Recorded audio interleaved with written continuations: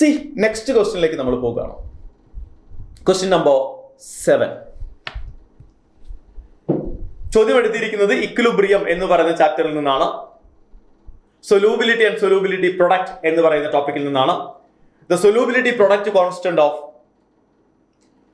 chromium hydroxide CrOH thrice is 1.6 into 10 raised to minus 30. What is the molar solubility of this salt in water എന്നാണ് ചോദ്യം. അപ്പൊ CrOH thrice എങ്ങനെയായിരിക്കും വാട്ടറിൽ dissociate ചെയ്യുക? Cr3++ 3OH minus.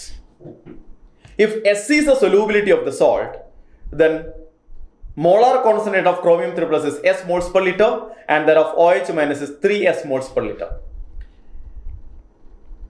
Solubility product constant Ksp is equal to molar concentration of Cr3+ into molar concentration of OH minus cube, and that is equal to S into 3S whole cube, and that is equal to S into 27S cube, and that is equal to 27S raised to 4.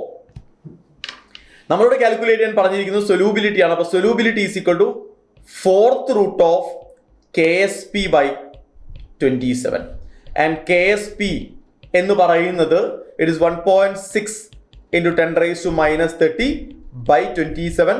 Therefore the right answer is option 1. Option 1 is the right answer.